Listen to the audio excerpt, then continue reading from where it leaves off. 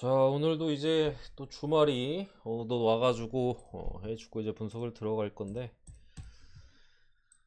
일단 이번 주 좀 흐름이 좋지 않았는데 그래도 주말 오면서 좀 살아났어요.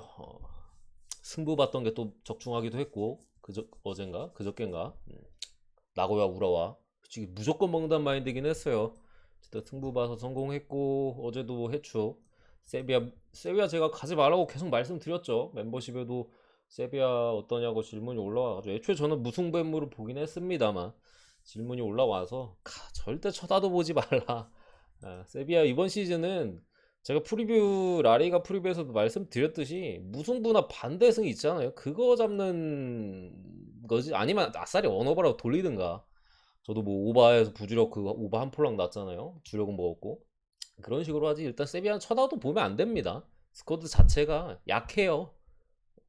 아무리 약팀이어도 확실하게 이긴다는 보장이 없는 스쿼드이기 때문에 잘 걸렀고, 나머지는 뭐 정배 봤던 거 뭐 라이오 같은 것들 뭐 프렘 언더 뭐 이런 것도 그냥 푸근하게 해줘서 무난했던 날이고, 오늘도 그렇게 어려워 보이진 않아요. 다만 약간 흐름을 꺾는 경기들이 좀 있어가지고 이런 것들이 조금 어떻게 나올지 조금 기대 반 걱정 반인데. 아이스쿨 특일산8로 별풍선 꿀님 100개 선 고맙습니다. 꿀님 보내드리고 시작할게요. 빨리 느바까지 시작해가지고 맨날 라방 하고 싶네.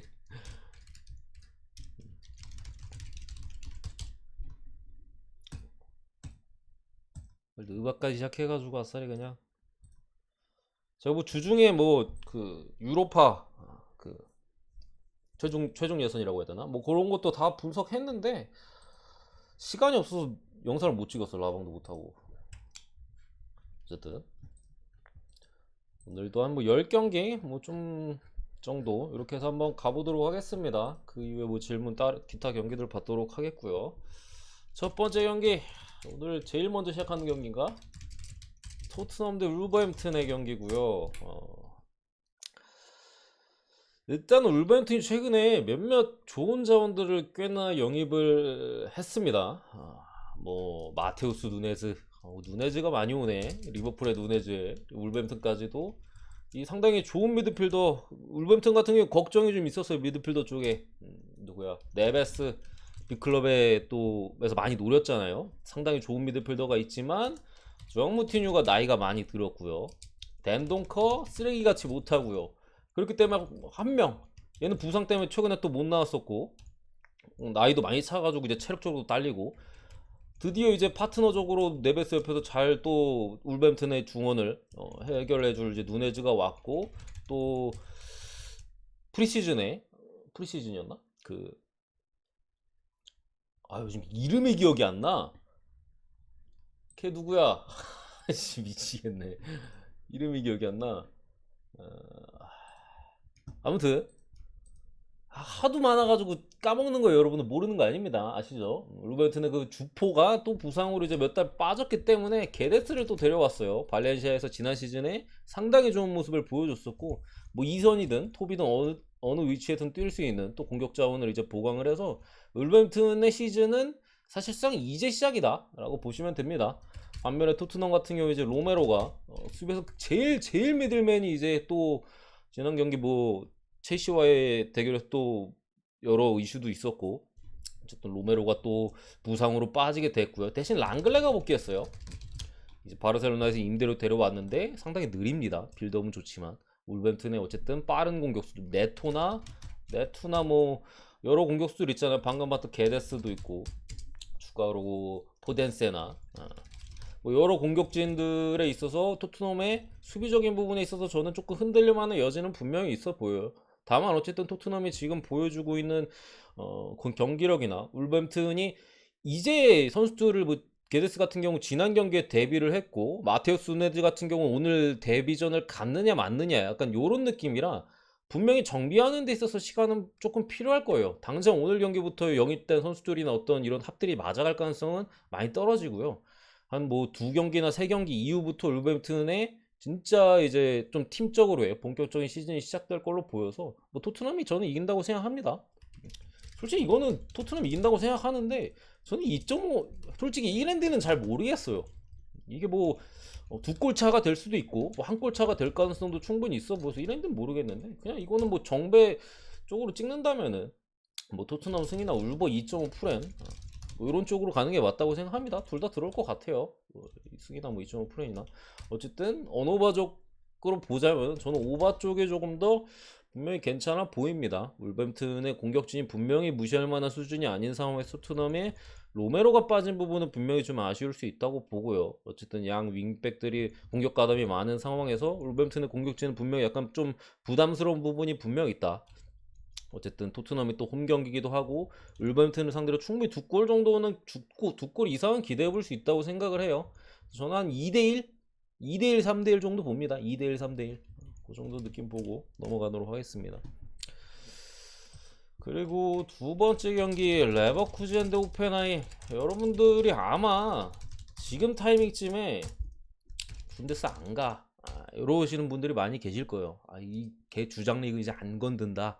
이런 분들이 많이 계실 거고 저도 개막전인가? 볼프스부르크 건드렸다가 박살이 나고 그 이후로 이제 아무것도 안 건드리고 호펜하임만 봐고 호펜은 그때 극장으로 이겼어요 심지어. 그리고 뭐 레버쿠젠 최근에 많이 부러졌던 거 다 패스 때리고 했었는데 오늘 이 경기는 개인적으로 괜찮아 보여요. 어쨌든 레버쿠젠 같은 경우 이제 아들리나 뭐 벨라라비 같은 우측 공격 자원들 그리고 역시 미르츠가 공격형 미드필더에서 핵심 4-2-3-1의 꼭지점 역할이잖아요. 장기 부상으로 빠져 있는 상황에서 또 다른 이제 베테랑 미드필더의 안드리가 불투명에 떠 있는데 저는 레버쿠젠은 그렇게 생각해요. 여러분들은 이제 뭐 레버쿠젠이 한물 갔다 못한다 이렇게 생각하시는 분들도 계실 수 있다고 생각하는데 저는 레버쿠젠의 경기에서 긍정적인 부분을 분명히 봤어요. 기회를 잘 만들어요. 일단 문제가 뭐냐면은 찬스를 많이 날려요. 결정적인 찬스들이 많이 오는데 매 경기마다 마무리가 안 돼. 뭐 날리거나 뭐 키퍼의 선방에 막히거나 이런 것들이 레버쿠젠의 어쨌든 최근에 또 어려운 그런 부분의 대부분이었고 또 이제 후방에서의 빌드업 아니 이상하게 볼 돌리다가 미드필더들이 저 멀리 올라가 있어. 그럼 수비수들이 갑자기 고립돼가지고 실수해가지고 한 방에 골을 먹어. 그런 것들도 사실 매 경기 다른 팀들도 다 실수를 하는 부분인데 레버쿠젠 상대팀들이 그런 찬스를 안 놓쳤어요. 공교롭게도. 그러면서 레버쿠젠이 뭐 아우크스부르크인데 두 골이나 실점을 하기도 했고 공격 쪽에서 뭐 좀 잘 안 터지면서 뭐 어려운 경기를 했었는데 저는 오늘 어쨌든 호펜하임 지난 시즌에도 원정에서 실점이 상당히 많았고 뭐 라움이 빠진 상황에서 앙헬리뇨를 데리고 왔다 한들 지난 시즌보다 저는 호펜하임의 전력은 분명히 약화됐다고 조금이라도 약화됐다고 보거든요. 이런 상황에서 레버쿠젠이 지난 경기들에서 어떤 결과들 또 내용적인 부분들 분명히 반등의 사이즈가 보이는 상황에서 또 직전 경기에서 또 그런 안 좋은 것들이 다 드러났잖아요. 그래서 조금 더 신경을 쓰고 나온다면 오늘 충분히 이길 수 있다. 왜냐면 이거 들고 온 이거 배당이 괜찮아요. 일단 뭐 상대가 호펜하임이라는 만만치 않은 팀이긴 합니다만 1.59라는 괜찮은 배당을 받았고 뭐 전방에서 쉬크만 좀 마무리만 잘 해준다면은 충분히 뭐 승산이 높다. 좌우 쪽에 뭐 디아비나 뭐 훌로잭이 나올라나 디아비 훌로잭이 나올라나 아무튼 뭐 그렇게 또 괜찮을 것 같고 아즈문이 최근에 조금 뭐 아쉽긴 한데 저는 괜찮을 것 같아요. 레버쿠젠 승을 보고요. 한 방에 빵 터지지 않을까. 3.5바까지도 괜찮아 보인다. 레버쿠젠 승 3.5바 다 괜찮아 보입니다. 딱 그 타이밍이에요. 이 새끼들 안 가니까 잘하네. 그 타이밍이거든요. 근데 저는 애초에 경기에서 긍정적인 부분을 봐왔었기 때문에 갖고 온 건데 타이밍상으로도 약간 이제 레버쿠젠 안 가 했을 때 딱 귀신같이 이겨버리는 그 타이밍이기도 하고 괜찮은 것 같습니다. 자, 크리스탈 팰리스 대 에스턴 빌라 세 번째 경기로 들어와서 자, 일단 에스턴 빌라 같은 경우는 또 안 좋은 소식이 있어요. 뭐 부상자들 쪽에서 볼 텐데 크펠은 뭐 여러 부상자들이 있습니다만 사실 베스트 11을 구성하는 데 있어서는 뭐 거의 다 백업이라고 보시면 돼요. 없어도 뭐 되고요. 에스턴 빌라 같은 경우 이제 세비야 또 최근에 세비야 가서 물 먹으신 분들 계실 거잖아요. 거기 심장 같은 또 역할을 했었던 수비 쪽에 디에고 카를로스가 부상으로 빠지게 됐어요. 아이고 요즘 뭐 그 웨스트햄의 아구에르도도 그러고 이렇게 큰 돈 주고 사온 애들이 자꾸 이렇게 부상으로 나가리가 되는지 참 아쉬워요. 그러니까 볼거리들이 사라지니까. 어쨌든 이렇게 되면 뭐 콘사나 뭐 체인버스 이런 애들이 나올 텐데, 일단 뭐 그런 부분에서도 에스턴 빌라가 조금 걸리는 부분이 있고, 지금 에스턴 빌라는 확실히 안 좋아요. 제라드 감독. 제 생각에는 문제가 좀 많아요. 지난 에버턴전에 어쨌든 에스턴 빌라가 분위기 반전에는 성공했거든요. 개막전에 이제 첫 경기 본머스 원정에서 불의에 좀 일격 사고를 좀 당하고, 지난 경기 에버튼 진짜 이겨야 됐어야 되는 상대였는데 이기긴 이겼어요. 이기긴 이겼는데 경기력이 너무 안 좋아요. 에스턴 빌라가 지금 이 스쿼드로 사실 저렇게 경기하면 안 되거든요. 이건 진짜 뭐 어디 잡리그 감독을 갖다 앉혀도 저 정도 경기는 할 것 같아. 그냥 지시를 안 내려도 저 정도 경기를 할 것 같은데, 어쨌든 선수들의 개개인의 퀄리티는 있어요. 지난 에버튼전에 어쨌든 승리도 전방에서 어쨌든 데닝스 같은 선수들의 한방 이런 것들 퀄리티, 뭐 전술이나 이런 것보다도 잘 짜여진 뭐 조직적인 플레이 이런 것보다 그냥 퀄리티, 전방 선수들 퀄리티로 이겼거든요. 선수빨로 이겼거든요. 그런 상황에서 크리스탈 팰리스 같은 경우는 제가 계속해서 말씀드렸지만 비에이라 감독이 팀을 워낙 잘 만들어 놨다. 잘 만들어 놓은 상황에서도 어쨌든 어, 전방 쪽에서의 선수들이 무서워요. 윌프레드 자나 뭐 후반에 또 교체로 들어오는 마테타 같은 애들, 아니면 뭐 아예우 같은 애들이나 뭐 에드와르도 측면 쪽에 이런 선수들이 지금 상당히 좋은 모습을 보여주고 있기 때문에 오늘도 요거는 제 생각에 에스턴 빌라가 승리를 가져갈 확률은 많이 떨어져 보입니다. 팀적으로 봤을 때 그 에스턴이 진짜 막 제 생각 이기려면은 지난 에버튼점처럼 퀄리티 있는, 그냥 어떻게 막 만들기보다는 개인 기량으로 한 두 골 정도 막 박아줘야 돼요. 그러면서 수비 어떻게 막아내고 그런 식으로 꾸역해서 이길 가능성은 뭐 당연히 스포츠니까 있는데, 현실적으로 두 팀이 붙어서 에스턴 빌라가 승리를 가져가기는 힘들어 보이고요. 결국에는 크리스탈 팰리스가 이기느냐 비기느냐 그 싸움으로 갈 가능성이 높아 보이는데, 어쨌든 에스턴 빌라가 또 좀 전에 봤듯이 수비 쪽에 디에고 카를로스가 빠진 것도 그렇고, 그리고 제가 지난 경기 때도 말씀드렸는데 부엔디아를 쓰느냐 쿠티뉴를 쓰느냐, 이게 참 제라드 감독이 아무 리버풀 출신이다 보니까 쿠티뉴를 계속 써요. 근데 쿠티뉴가 아시다시피 활동량이나 이런 부분에서 많이 떨어지거든요. 그리고 지금 어쨌든 나이도 많이 찼고 좀 폼도 떨어진 상황에서 레귤러, 그러니까 선발로서의 기용에 있어서는 조금 아쉬운 상황에서 분명히 부엔디아가 조금 더 에스턴 빌라에 좀 에너지를 불어 넣어줄 수 있다고 생각하는데, 지난 에버튼전에도 쿠티뉴를 썼어요. 오늘 쿠티뉴 또 쓴다? 크리스탈 팰리스는 측면 공격이 상당해요. 여러분들 리버풀 경기 보셨잖아요. 근데 가뜩이나 수비 커버나 측면 공격수들의 수비 커버도 중요한 상황에서 또 기용한다면은 또 어려운 경기를 할 수밖에 없다. 근데 제 생각에는 지난 경기도 쿠티뉴 쓸 거 보면 오늘도 쿠티뉴 쓸 것 같거든요. 이런 측면을 봤을 때 저는 크리스탈 팰리스가 배당적인 메리트가 어느 정도 있다고 생각합니다. 뭐 승을 보고요. 사실 저는 크펠 쪽이 좀 더 낫다고 보긴 합니다만, 무승부 햄머 찍어도 저는 괜찮을 것 같긴 해요. 뭐 요각을 아마 보시는 분들도 계실 거라고 생각. 딱 무승부 햄머 찍긴 좋은 경기긴 하거든요. 어쨌든 저는 뭐 이렇게 보진 않고 뭐 크펠 승 쪽으로 봅니다. 자, 그리고 네 번째 경기로 들어가서 에버튼 대 노팅엄. 잠시만요, 이거 부상자 다시 한번 봐야겠다. 자, 일단은 에버튼이, 야, 에버튼이 이 똥배 받는 게 맞아요, 여러분들? 저는 올 시즌 에버튼 거의 강등권이라고 보거든요. 강등권 팀인데 지금 배당이,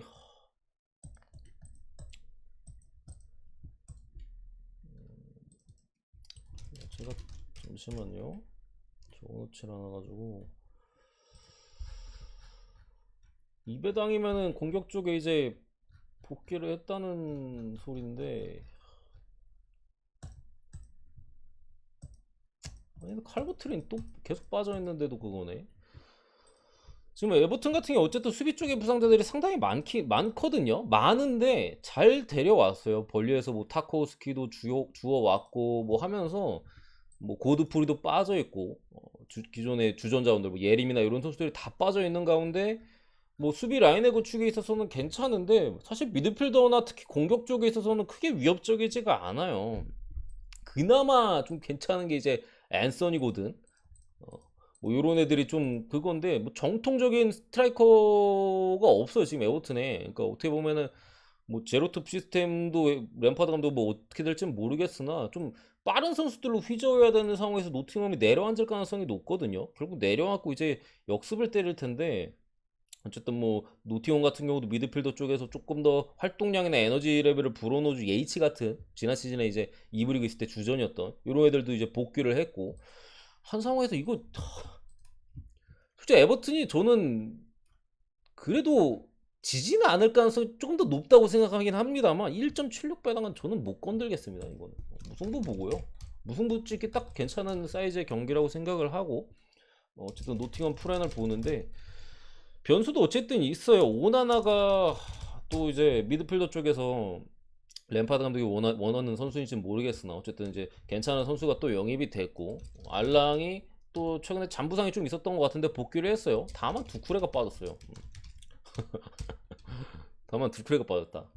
두쿠레까지 있었으면은 이 미드필더 중에 있으면 저는 그래도 무승부의 물을 보거나 아니면 뭐 약간 그런 식으로 봤을 것 같아요. 조금 더 에버튼 사이드로 볼 수 있는 선택지를 했을 것 같은데 지금 뭐 애초에 누구야 칼보트린도 없고 전방에서 득점력 있는 선수들이 많이 좀 부족한 상황에서 뭐 더마라이 그레이 아니면은 왼발의 맥닐 뭐 다 좋아요. 아까 말씀드렸던 앤서니 다 좋은데 뭔가 에버튼의 1.7대 배당은 전혀 마음에 들지 않는다. 안 간다. 무 찍고 치우겠습니다. 이 경기 넘어가고요. 다음 경기로 넘어가서 레스터 시티 대 사우샘튼. 일단은 이 경기도 조금 이슈가 몇몇 그 포인트에서 있는데 지난 경기에 대비해서 레스터 같은 경우 이제 포파나가 또 최근에 첼시 이적설에 시달리고 있잖아요. 브랜든 로저스 감독이 출전을 시키지 않겠다는 식으로 인터뷰를 일단을 했어요. 그러니까 뭐 마음이 붕 떠 있다고 표현을 하잖아요. 뭐 이 선수가 이제 첼시 그 해가지고 좀 붕 떠 있고 그런가 봐요. 아주 그런 인터뷰가 조금 있었고 또 레스터의 공격진에서의 또 많은 힘을 불어넣어 줄 수 있는 왼쪽에 하비반스가 복귀했습니다.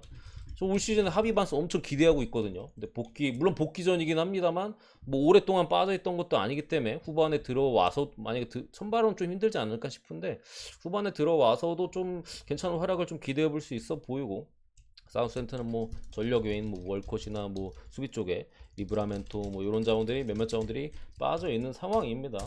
기본적으로 저는 레스터가 질 거라고 생각하진 않습니다. 지금 레스터도 전체적으로 여러 선수들이 이적설에 시달리고 있어요. 좀 전에 봤던 포파나 마찬가지겠습니다만 틸레만스 지난 뭐 아스날과 맞대결도 있었습니다. 아스날과 강하게 또 링크가 뜨고 있잖아요.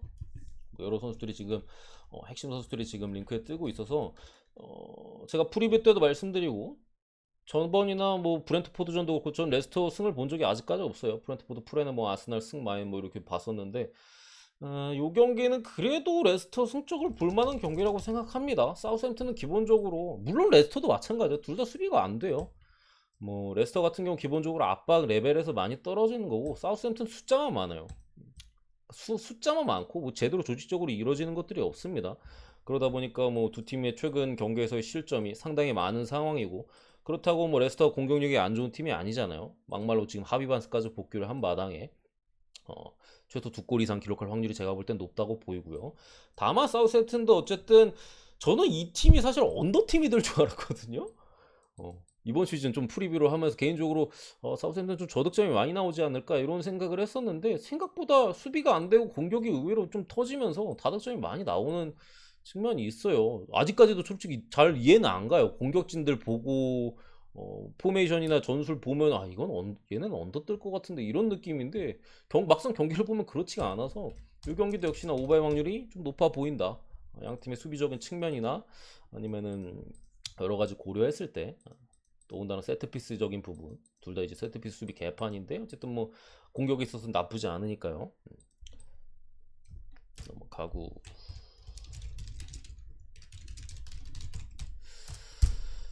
이 경기는 제 생각에는 두 가지 선택밖에 없는 것 같아. 두 가지 선택지. 그러니까 좀 넓게 보면은 두 가지 선택지. 풀럼 햄무 찍거나 브렌트포드 프렌이에요 이거는. 이렇게 접근을 해야 되는데 풀럼이 이긴다면 지금 브렌트포드 분위기를 봤을 때 마인 가능성 거의 없고요. 아니면은 그냥 무난하게 브렌트포드는 프렌을 봐야 되는데 저는 프렌을 보는 게 맞다고 생각을 해요. 어쨌든 브랜트포드가 최근에 보여주고 있는 경기력이나 여러 가지 분위기, 특히나 분위기, 지난 경기 이제 또 맨유를 상대로 대파를 했잖아요. 아무리 플럼이 홈에서 또 많이 뛰고 한다 한들 브랜트포드는 상대가 강하게 압박에 들어오고 했을 때 그냥 롱볼로 가면 돼요. 플럼이 중앙 수비 쪽에서 뭐 영입이 최근에 있었는데 이름이 뭐였더라? 잠시만요. 있었던 것 같은데. 보자. 이래서 일찍 왔어요, 여러분들.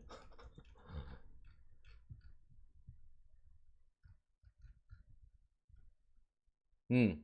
웨스트햄에서 이제 디오프를 이제 또 사왔잖아요. 뭐 이런 식으로 뭐 수비 쪽에 보강이 있긴 했습니다만 어쨌든 브랜트포드에는 아이반 토니가 있는 상황에서 뭐 압박을 아무리 강하게 때린들 얘는 뭐 롱볼 전문이에요. 아이반 토니 보고 그냥 뻥 띄워주고 거기서부터 이제 충분히 볼 운반이나 이런 것들을 할 수 있고 혹시나 플롬의 압박이 약하다 하면 짧게도 갈 수 있고 추가로 이제 담스고르까지 우디네스에서 이제 또 가담을 했잖아요. 담스고르 이제 유로 보신 분들은 아, 요 새끼 잘한다 하고 아실 텐데 어쨌든 이제 똑같은 덴마크예요. 그 에릭센과 똑같은 덴마크 소속이고 약간 비슷한 느낌입니다. 덴마크 신성인데 어쨌든 에릭센 지는 애, 담스고르 뜨는 애. 어쨌든 왔기 때문에 이거 제 생각에 브랜트포드 질 것 같지는 않아요. 질 것 같지 않은 느낌이고 추가로 아예르나 수비 쪽에 아니면 이제 공격 쪽에 또 다른 옵션이 카노스가 또 복귀를 하는 상황이고 플럼 같은 경우는 지금 지난 경기나 뭐 최근에 괜찮았었던 안드레아스 페레라 맨유에서 또 얘가 임대였나? 아무튼 이제 데려온 얘가 또 약간 잔부상이 있어서 불투명 정도에 떠 있는 걸로 보여요. 이런 부분까지 감안했을 때 글쎄요. 프렌 주면은 그냥 프렌 찍는 게 맞는 것 같습니다. 딱 그런 느낌이에요. 야 이거 프렌 준다고? 프렌 가볼만 한데? 이런 느낌. 넘어가고요. 몇 번째야? 일곱 번째. 오사수나 대 카디스. 지난번에 또 세비야 대 오사수나 프렌으로 또 야무지게 먹었잖아요. 이제 또 거의 뭐 강등권 싸움을 할 걸로 유력하게 보이는 카디스와의 맞대결인데 일단 오사수나 같은 경우 루벤 가르시아가 또 빠져있고 카디스는 지난 시즌 막판에 또 괜찮게 잘했었는데 그때 이제 임대에서 잘했던 뭐 미드필더 쪽에 루벤 알카레즈나 뭐 에메테리오 얘네가 이제 막판에 잘해줬어요. 미드필더에서 뭐 활동량이나 이런 것들을 잘 보여주면서 카디스가 수비적인 조직력이나 이런 것들을 버티면서 이제 그리고 한 방을 노리는 이런 것들 잘해주는데 지금 다 빠져 있습니다. 이런 상황이 어쨌든 카디스가 이번 시즌이 조금 더 지난 시즌보다 전 더 어렵다고 생각하는 게 공격진이 일단 더 늙었어요. 네 그래도 옛날에 맨시티 뭐 라리가에서 오래 뛰었던 그 네그리 왼발 네그리도 맞습니다. 여전히 카디스에 있는 상황에서 한 살 더 먹었고요. 루카스 페레즈 얘도 이제 라리가에서 또 오래 뛰었고 잘 했잖아요. 얘도 이제 엄청 늙었고 그렇기 때문에 이제 로자노가 많이 해줘야 되는 상황에서 공격 쪽에 여러 선수들의 노세와 한 살 한 살 먹을수록 폼이 뚝뚝 떨어지거든요. 특히나 공격 쪽에서는 그렇기 때문에 결국 버틸 수밖에 없다. 어쨌든 그런 상황에서 오사수나가 공격 쪽에서 화력이 있는 팀은 사실 아니에요. 끈끈하게 잘 버티면서 지난 경기 세비야전처럼 버티다가 이제 뭐 한 골 넣고 어떻게 버티다가 PK 얻어가지고 이기거나 아니면 거기서 뭐 한 골 넣고 이기거나 이런 팀이기 때문에 제 생각에는 근데 저득점의 확률이 조금 솔직히 배당은 마음에 안 들어요. 너무 짠 것 같긴 한데 그래도 저득점이 조금 더 요 경기에 선택지가 있어 보이고 사실 그런 뭐 그냥 눈 감고 찍으면 오사수나를 찍는 게 맞는데 승패 같은 경우는 저는 이변이 나도 크게 이상할 것 같지는 않아요. 왜냐면 선제골이 되게 중요한 경기 같거든요, 제 생각에. 만약에 카디스가 선제골을 넣는다 치면 오사가 역전할 만한 힘은 없어 보인다. 어쨌든 두 팀 다 이제 공격적인 부분보다 이제 진득하게 하는 스타일이기 때문에 카디스가 선제골을 못 노리라는 법이 없어요. 그런 측면 감안했을 때 언더 찍고 치우자. 여덟 번째 경기 본머스 대 아스날. 아스날 승 라인을 보겠습니다. 제가 지난번에도 말씀드렸는데 저는 아스날이 이번 달에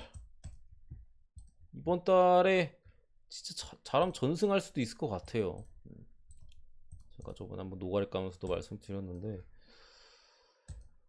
다음 경기 풀럼 요거 다음에 그 다음 경기 에스턴 빌라거든요. 31일에 질 경기가 없어요. 진짜 이거 뭐 지금 2연승 중인데 5연승으로 출발할 수도 있겠다 싶어서 일단 요거 같은 경우 어쨌든 본머스의 홈 구장이 지난번에도 말씀드렸죠 상당히 무서워요. 뭐 경기장 분위기도 그러고 아스날이 옛날에 가서 고전했던 기억도 있는 것 같기도 하고 볼까?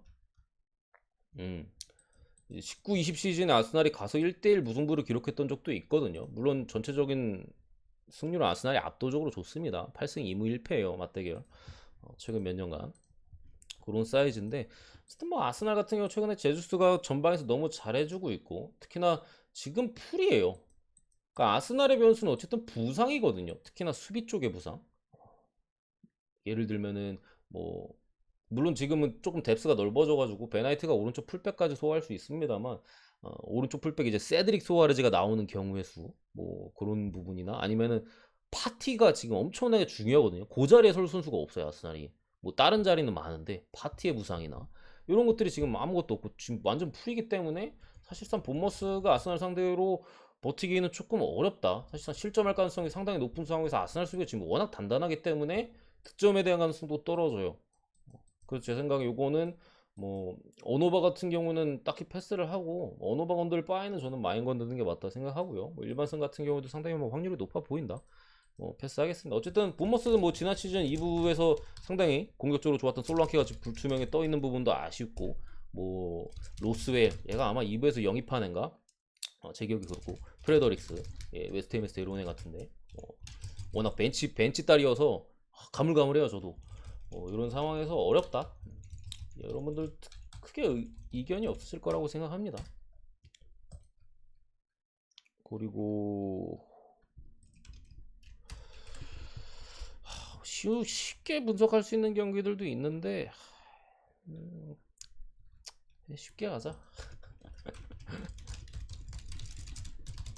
이거는 인터밀란이 마인 못하면 진짜 안 되는 경기예요. 최소 1마인은 거의 그냥 공짜로 가져가줘야 되는 지금 사이즈거든요. 인터밀란 같은 경우는 지금 뭐 부상자도 없어요. 풀멤버고요. 스페치아 같은 경우 일단 오른쪽 사이드가 마탱에 갔어요. 페레르, 아미앙 다 부상으로 빠져있고 공격적에 지난 시즌 상당히 좋았던 베르데도 빠져있는 상황에서 뭐 할 수 있는 게 없다. 할 수 있는 게 없다.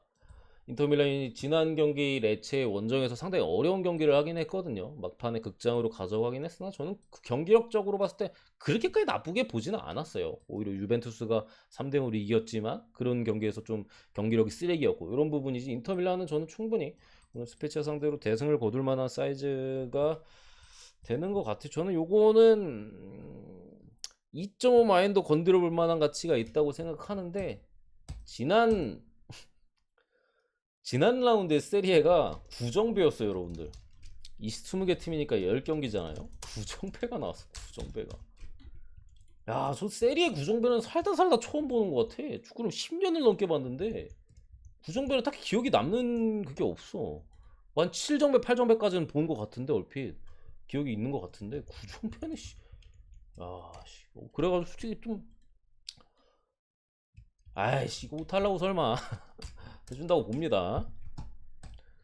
9번째 경기였나요? 마지막 경기는 공교롭게도 세리에로 가겠습니다. 사스올레 대 레체인데 자 일단 사스올로가 지난 경기 일단 수비 쪽에 밀드레가 부상으로 빠졌어요. 측면 쪽에서 빠졌기 때문에 뭐 토리안이 나와서 지난기 교체로 들어와서 괜찮은 모습 뭐 크게 나쁘진 않았다고 생각을 하고 어쨌든 공격형 미드필더 자리에 트라우레가 빠져있는 상황에서 지난 경기 또 수비형 미드필더 자리에 막신 로페즈가 경고 누적으로 빠져 있었거든요. 이런 상황에서 이제 오늘 경기 복귀하기 때문에 사스올로의 어쨌든 미드필더 쪽에서의 에너지 그런 것들은 조금 더 강해질 수 있겠다. 레체 같은 경우 지금 센터백이 없어요. 뭐 주전 센터백 기본적으로 둘이 나가리가 돼 있는 상황에서 그나마 남아있는 한 명도 약간 몸 상태가 그렇게 좋아 보이지는 않는다는 소식이 있어요. 그렇기 때문에 풀백 자원들이 센터백에 들어와서 경기를 펼치고 있고 지난 경기 인터밀란 상대로 스코어상으로는 2대1 상당한 선전을 펼쳤지만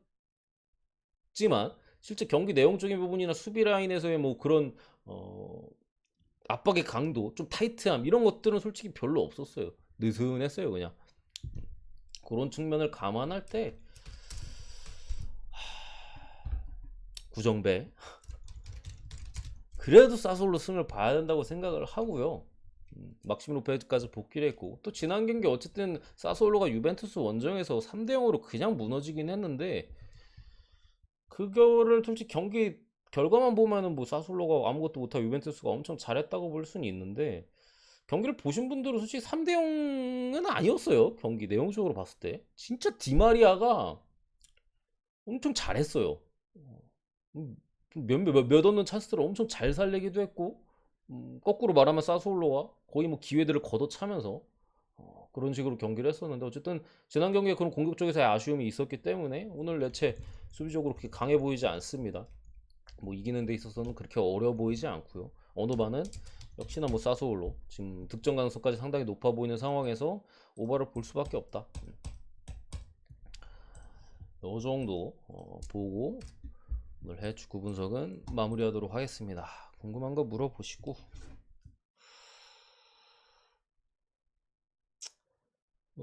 전체적으로 나빠 보이지 않습니다. 경기들이 이 정도고요.